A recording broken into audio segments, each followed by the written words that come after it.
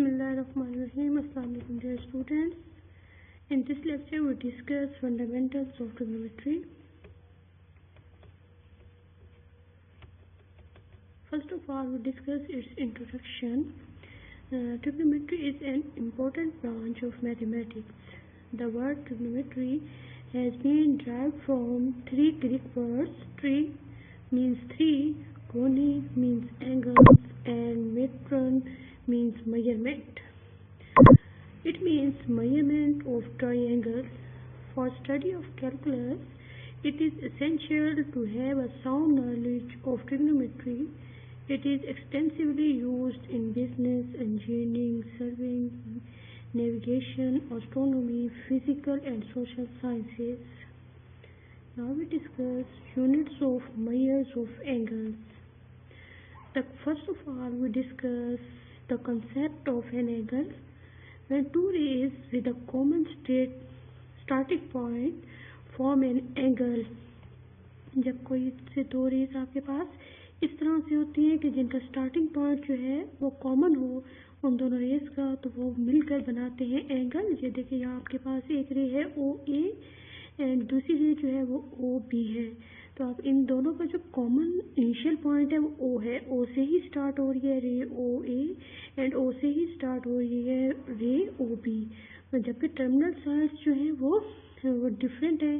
जैसे इसके पास यहाँ इसके एंड पॉइंट ए है एंड बेसिकली इसका एंड पॉइंट नहीं होता, लेकिन जस्ट हम ओ ए का नाम दे रहे हैं. तो ये आपके पास ओ जो है इनिशियल पॉइंट है, ए जो है वो आपके पास टर्मिनल पॉइंट है. इसी तरह से ओ बी जो है, बी जो है वो आपका वो टर्मिनल पॉइंट है. और आपके पास जो है जब एंगल आप डिस्कस करते हो एंगल ए ओ बी, तो इसका मतलब क्या है, आपके पास इनिशियल साइड क्या है वो ये है ए ओ, और आपके पास जो टर्मिनल साइड है वो ओ बी है. ये आप एंटी वाइज क्लॉक रोटेशन होगी. ओ ए से आपने जाना है, मूव करना है टर्मिनल साइड ओ बी की तरफ.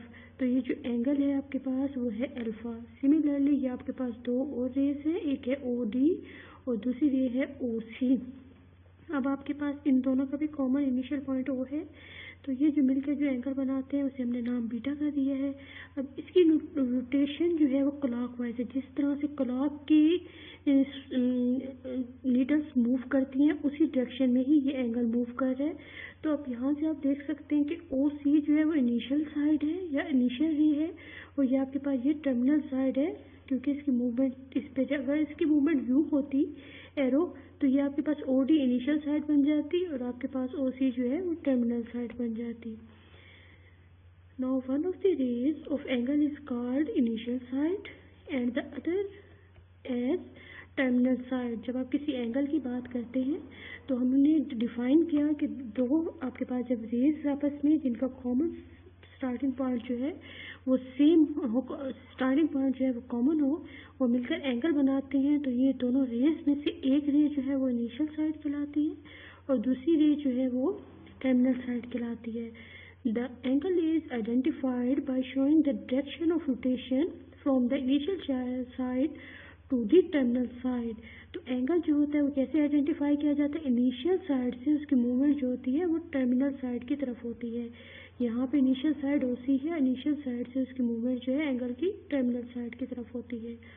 N angle is said to be positive और negative if the rotation is anti clockwise और क्लॉकवाइज.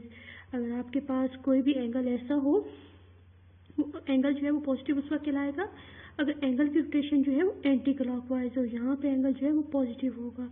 और अगर आपके पास एंगल की जो डायरेक्शन है या नेगेटिव होगा उस वक्त जब आपके पास जो मूवमेंट है वो क्लॉकवाइज हो. Angles are usually denoted by Greek letters such as alpha, beta, gamma, theta. In the figure 9.1 angle AOB.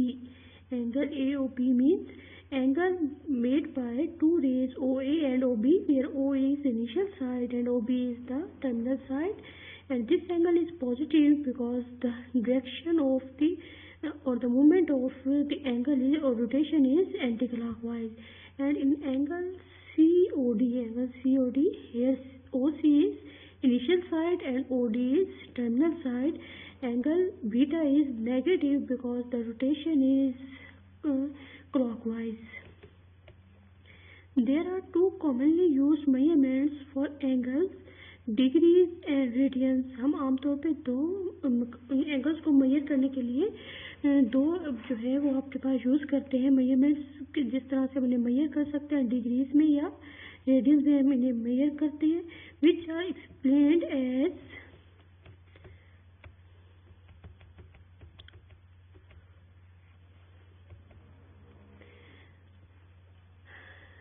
now we discuss the degree, minute and second system. Here, if the initial ray OA rotates in anti-clockwise direction in such a way that it coincides with itself, the angle then formed is said to be 360 degrees. One rotation anti-clockwise is equal to 360 degree. कहने का मतलब ये है कि अगर आपके पास कोई angle रे है ओ एक्स, ये आपके पास एंटी क्लॉकवाइज मूव करते करते दोबारा से इसी पे ही आ जाती है रे पे, तो अब आपके पास जो टोटल एंगल होगा जो कि एक रोटेशन को कंप्लीट करता है वो होगा 360 degree. Similarly half rotation anti clockwise जो है वो इक्वल होगा 180 degree and this is called a straight angle. अगर आप यहाँ ओ एक्स को यहाँ पे अगर मूवमेंट होती है इस तरह से कि आप एंटी क्लॉकवाइज रोटेशन है और आप ये एंगल जो है वो आप यहाँ स्ट्रेट ही रहता है कि O X and O let's suppose O Y are along a straight line, then this angle is called 180 degree और ये एंगल जो है वो आप इसे स्ट्रेट एंगल भी कहते हैं. यानी दो स्ट्रेट लाइंस के दरमियान जो एंगल है वो 180 डिग्री होता है, इस तरह से कि अगर वो दोनों कोइंसाइड कर रहे हो. अब सिमिलरली अब यहाँ पे आपके पास ओ एक्स और ओ वाई जो है इनका इनिशियल पॉइंट ओ जो है वो कॉमन है.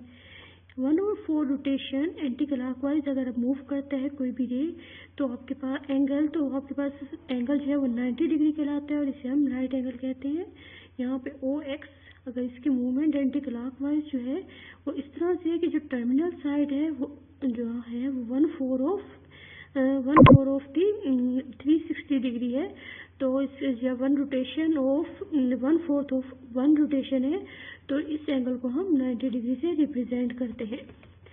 This is one rotation that is equal to, हमने क्या किया 0x से ही स्टार्ट हो रहा है एंगल और 0x पे ही खत्म हो रहा है, तो आपके पास ये जो टोटल रोटेशन है वो 360 डिग्री के इक्वल है और ये जो हाफ रोटेशन है वो आपकी 180 डिग्री के इक्वल है एंड 1/4 जो रोटेशन है वो इक्वल है 90 डिग्री के.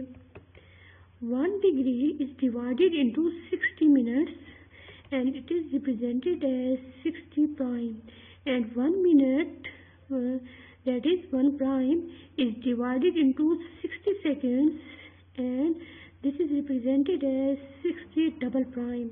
As this system of measurement of angle is here the origin of to the English, and because 90, 60 are multiple of 6 and 10, so it is known as English system. Thus, one rotation anti-clockwise is equal to 60 degree, 1 degree is equal to 60 minute, and 1 minute is equal to 60 seconds.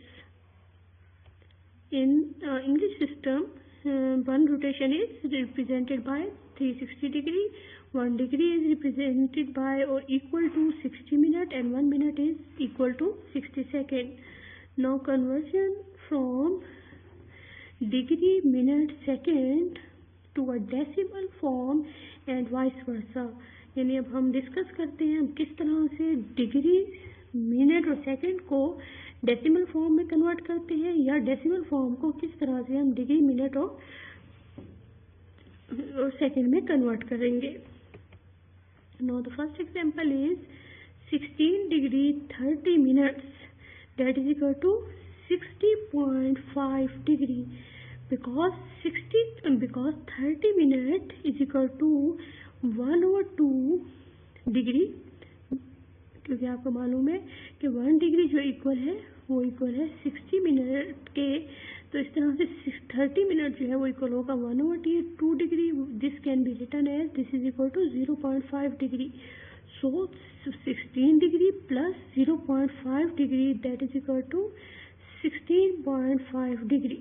आपने इसमें किया क्या है, आपके पास जो minute है तो उसे आप डिग्री में कन्वर्ट करेंगे। कैसे कन्वर्ट करेंगे, 1 minute is equal to 1/60 degree. तो आपके पास 30 मिनट जो है वो इक्वल होगा 30/60 मिनट, 30/60 डिग्री, तो आपके पास होगा 1/2 degree.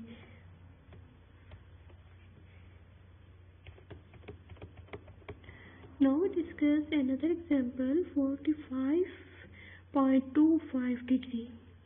Now we can write it as here the 45 is a complete degree and 0.25 we convert it into minutes. Now 0.25 degree is equal to 25/100 and this can be written as, because this is 0.25, now after this cancelling this decimal we obtain 25/100 degree, and this can be written as 25 1 25, 25 4 100, this is equal to 1/4 degree. As we know that 1 degree is equal to 60 minutes. Here is some mistake, this is minute, 60 minutes divided by 4 we obtain 15 minutes. So 45.25 degree can be written as 45 degree and 15 minutes. Now we discuss another example, convert 18 degrees 6 minutes and 21 seconds to the decimal form. As we know that 1 degree, तो decimal form में हमने क्या करना होता है कि जो आपके पास मिनट और सेकेंड है उन्हें भी आप डिग्री में कन्वर्ट कर दें, ताकि जो आपके पास जो आंसर है वो फिर पॉइंट्स में आ जाएगा। अब यहाँ पे हमें मालूम है कि 1 मिनट जो है वो इक्वल होता है 1/60 डिग्री के, और 1 सेकेंड जो है वो इक्वल होता है 1/60 मिनट्स के। तो यहाँ से आप इसे लिख सकते हैं, क्योंकि ये तो यहाँ से आप 1 मिनट यहाँ से आप लिख सकते हैं that is equal to 1/60 × 60 degree, क्योंकि आपके पास 1/60 जो है, क्योंकि ये आपके पास उसमें है, तो आप इसे सेकेंड्स को अगर जब डिग्री में कन्वर्ट करेंगे तो मिनट को आप दोबारा से 1/60 मिनट को दोबारा से आप किस में कन्वर्ट करेंगे, डिग्री में, तो इक्वल होगा 1/60 × 60 degree. Now 1 second can be written as 1/60 × 60 degree and 1 minute is equal to 1/60 degree. Now 18 degrees 6 minutes and 21 seconds can be written as 18 plus, here is some misprinting, 18 plus या फिर यहाँ पे क्या है आपके पास 6 मिनट है, तो आप लिखेंगे 6 इंटू, क्योंकि 6 इंटू आप इसे लिख सकते हैं 6 मिनट को 6 इंटू 1 मिनट, तो यहाँ से आपके पास होगा 6 इंटू 1 मिनट जो है वो इक्वल है 1/60 डिग्री के, 6 इंटू 1/60 डिग्री, प्लस यहाँ पे जो यहाँ पे मिस्टेकली यहाँ पे प्रिंट हो गया तो प्लस यहाँ पे है आपके पास, तो इसे आप लिखेंगे तो यहाँ पे क्योंकि 21 सेकेंड्स हैं तो 21 इंटू 1 सेकेंड, तो 1 सेकेंड जो है वो इक्वल है 1/60 इंटू 60 होल डिग्री, तो this can be written as 21 into 1/60 into 60. Now this become 18 plus 0.1. When we divide 6 by 60 we obtain 0.1, and when we divide 21 by 3600 we obtain 0.005833, and these all values are in degrees. Now this is equal to, after adding these three terms we obtain 18.105833 degree. Now the answer is in the decimal form as required. Now convert 21.256 degree to the degree, minutes and seconds form. Now here 21 is whole degree. Now we convert 0.256 degree into minutes and seconds. Now we can write it as 0.25 into 1 degree. As we know that 1 degree is equal to 60 minutes. Now this becomes 0.256 into 60 minutes. Now multiply 60 with 2.256 we obtain 15.36 minutes. Now 15 is the exact minutes. Now we convert 0.36 minutes into seconds. Now 0.36 minutes can be written as 0.36 into 1 minute, and as we know that 1 minute is equal to 60 seconds. So we obtain 0.36 into 60 seconds. That is equal to, after multiplying 60 with 0.36, we obtain 21.6 seconds.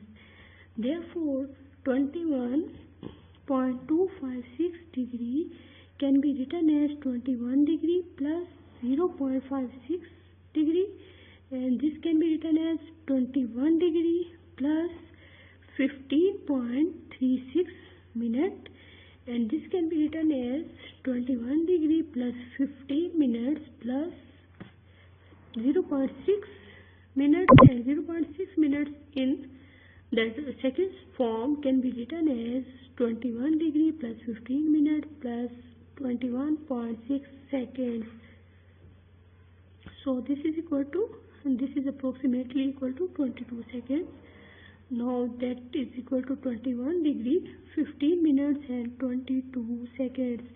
Now the given decimal form is converted into the degree, minutes and seconds. Now we discuss circular system or radian system. There is another system of angular measurement called the circular system.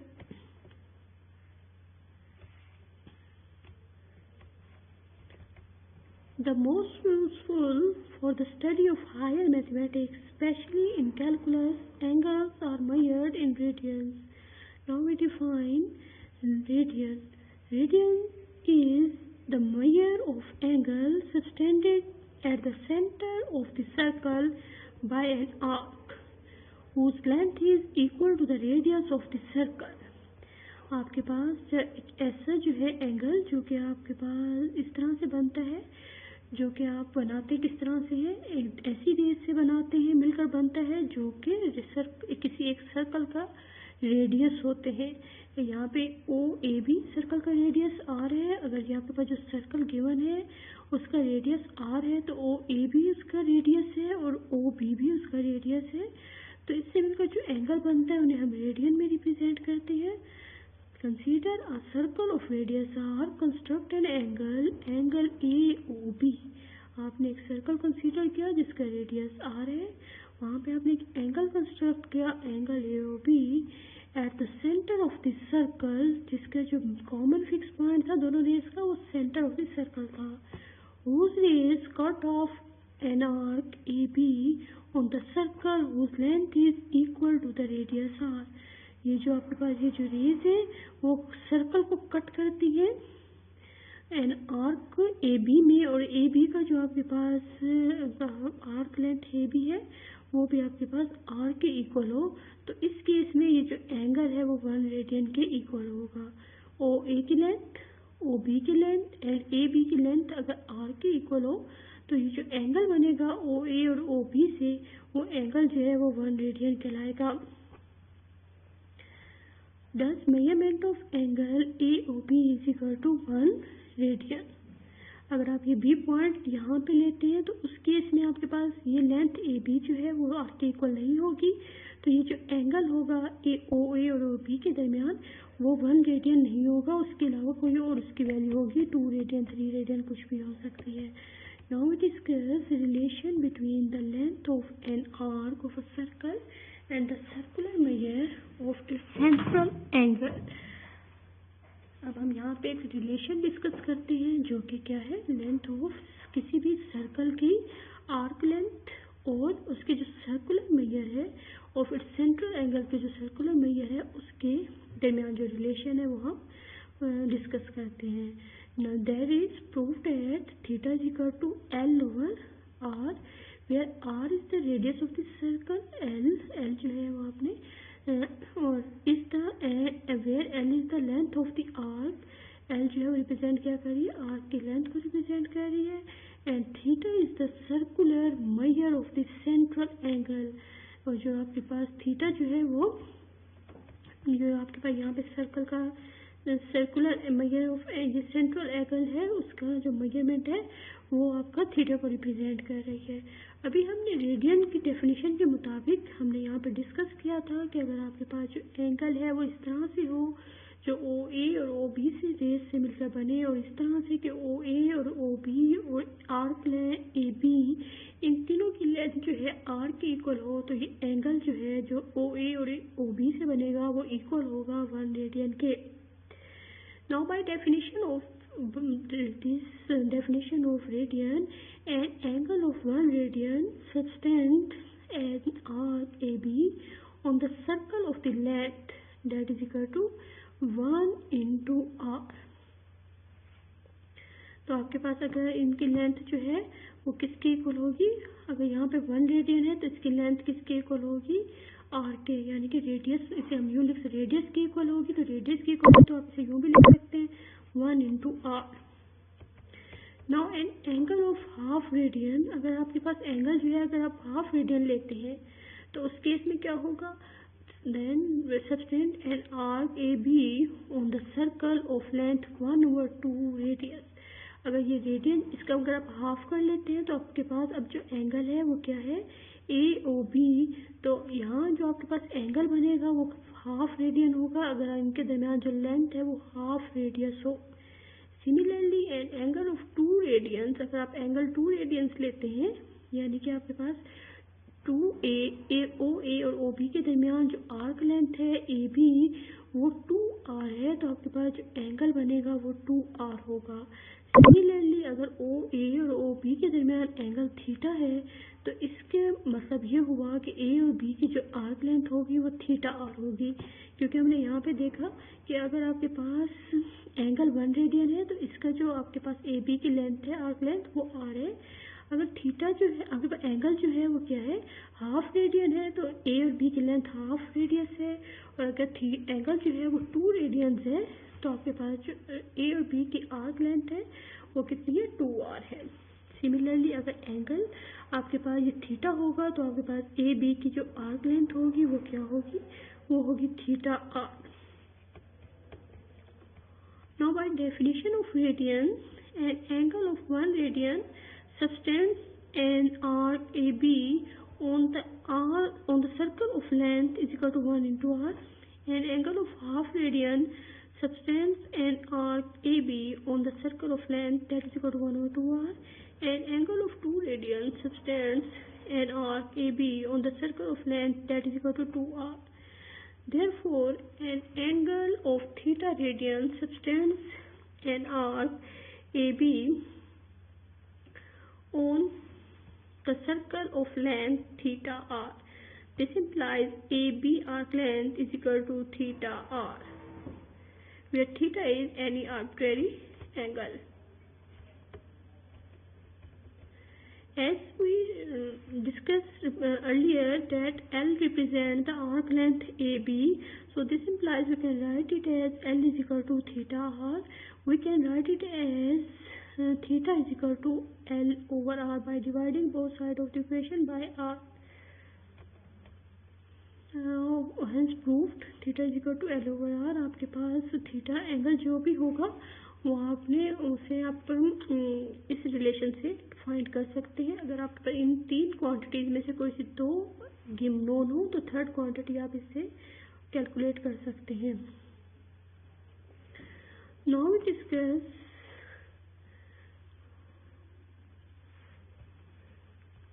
alternative proof of this theorem.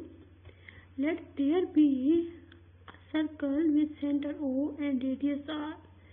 आपके पास एक circle है जिसका centre जो है वो O पे है, centre O है, उसका जो रेडियस है वो r आपको गिवन है। Suppose that length of arc AB is equal to L। Suppose that आपके पास AB जो आर्क लेंथ है वो क्या है, वो इक्वल किसके है, L के इक्वल है। ये एंगल जो है वो OA और OB के दरमियान जो कि है theta. Now the central angle, measurement of angle AOB is equal to theta radian. ये जो सेंट्रल एंगल है AOB जो कि इस आर्क लेंथ से जो कि आपके पास ऐसी रेस से मिलकर बन रहा है जो कि इस आर्क लेंथ को सबटेंड कर रही है, तो OA और OB से मिलकर जो आपके पास सेंट्रल एंगल बनता है वो है थीटा रेडियन। और बाय डेफिनेशन AOC हमें मालूम है, डेफिनेशन के मुताबिक अगर आप AOC इस तरह से लेते हैं कि AC की आर्क लेंथ जो है इक्वल है रेडियस के, तो एंगल AOC जो है वो इक्वल होगा 1 रेडियन के।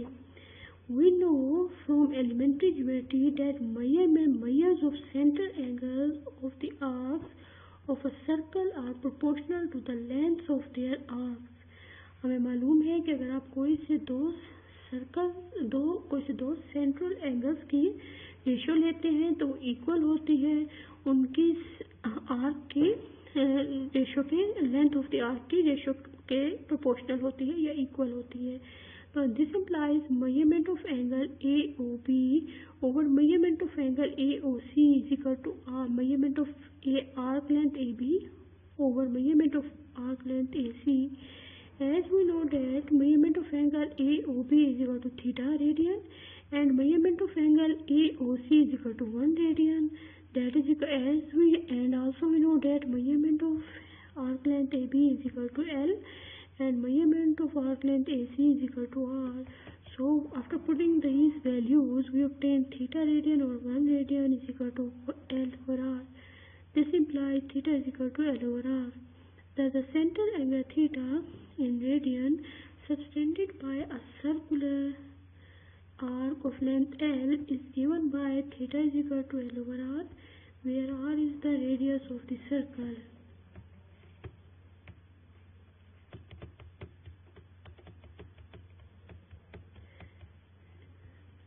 Remember that R and L are measured in terms of the same unit and the radian measure is unitless. यहाँ पे अगर आप देखें तो ये रेडियन और रेडियन जो है वो कैंसिल हो गया, थीटा जो है वो आपके पास इसका कोई यूनिट नहीं है, एल जो कि आपने लेंथ लेनी है और आर जो कि सर्कल का रेडियस लेना है, इन दोनों को आपने सेम यूनिट में मेजर करना है, सेंटीमीटर में, मीटर में, किलोमीटर में, जिसमें भी आप जो भी यूनिट यूज़ करेंगे दोनों के लिए सेम यूज़ करेंगे। And the radian measure is unitless, that is, it is a real number. For example, if R is equal to 3 centimeter and L is equal to 3 centimeter, 6 centimeter, then theta is equal to L over R, that is equal to 6 over 3 and that is equal to 2. And no units. Now conversion of radian into degree and vice versa. We know that circumference of a circle of radius R, अगर आपके पास कोई ऐसा circle हो जिसका radius जो R हो तो उसका सर्कमफेरेंस जो है वो इक्वल होता है 2 pi is equal to L and angle formed by one complete revolution is theta radian. Therefore, theta is equal to L over R.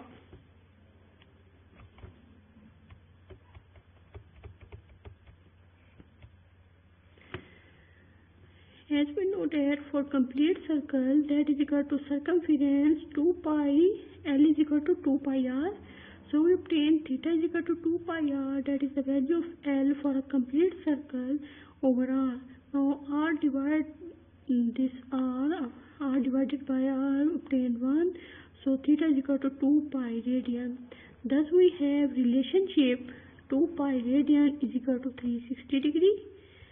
क्योंकि हमें मालूम है कि जब हम थीटा में लेते हैं तो आपके पास फुल सर्कल जब एक रोटेशन फुल कंप्लीट होती है तो आपके पास जो एंगल होता है वो 360 डिग्री होता है, जबकि यहाँ पे जो फुल रोटेशन है वो इक्वल किसके है 2 पाई रेडियन के। सिमिलरली अगर आप इक्वेशन की दोनों साइड पर 2 से डिवाइड करते हैं तो पाई रेडियन जो है वो इक्वल होगा 180 डिग्री के, और अगर आप दोनों साइड पे पाई से डिवाइड करते हैं तो आपके पास 1 रेडियन जो है वो इक्वल होगा 180 degree divided by pi, and that is approximate value of pi is 3.1416. So 1 radian is approximately equal to 180 degree divided by 3.1416. So that is approximately equal to 57.296 degree. So 1 radian is 57.296 degree. Further, 1 degree is equal to 1 degree is equal to pi over 180 radian, and that is approximately equal to 3.1416 over 180, and that is approximately equal to 0.0175 radian. So we can now convert radian into degree and degree into radian. Now convert the following angles in degree. These angles are 2 pi by 3 radian and 3 radians. In the first part, 2 pi by 3 radians can be written as 2 by 3 into pi radian. As we know that pi radian is equal to 180 degree, so we convert it into pi degree form. 2 over 3 into 180 degree, and that is equal to 180 divided by 3, we obtain 60 degree. 60 multiplied by 2, that is equal to 120 degree. So 2 pi by 3 radians is equal to 120 degree. Now similarly, 3 radians can be written as 3 into 1 radian, and as we know that 1 radian is equal to 57.296 degree. So this can be written as 3 into 57.296 degree, and after multiplying 3 by 57.296 degree, we obtain approximately equal to 171.888 degree. So 3 radian is equal to 171.888 degree. Now convert 54 degree 45 minutes into radians. Now first of all, we convert it into degree and then we convert it into radians. Now 54 degree into 45 minutes can be written as 54 into 55 over 60 degree, because 1 minute is equal to 1 over 60 degree. Now after solving it, 15 3s are 45 and 15 4s are 60. We obtain 54 3 over 4 degree, and this is equal to, जब आप 54 को 4 से multiply करेंगे और उसमें 3 add करेंगे तो आपके पास आएगा 219 over 4 degree. So 219 over 4 degree can be written as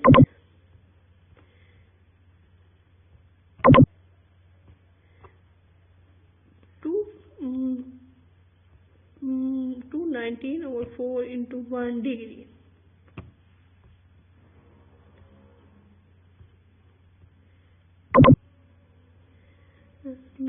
Now we convert this 1 degree into radian. We obtain 290 over 4 into 0.014 radians, and that is approximately equal to 0.958 radians. Most calculators automatically would convert degrees into radians and radians into degrees. Now we discuss another example.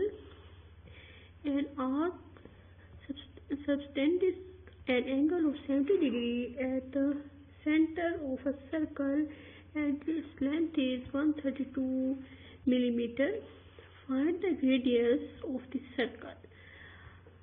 Here angle is 70 degree. Now we convert it into radian as 70 degree 70 into 3.14, because 1 degree is equal to 3.1416 over 180 radians, and this is equal to 70 over 180 into 3.1416 radian, and this is equal to 11 over 9 radians. And pi, because pi is equal to 3 point approximately equal to 3.1416, because theta is equal to 11 over 9 radian, and L, that is the length, is 132 millimeter.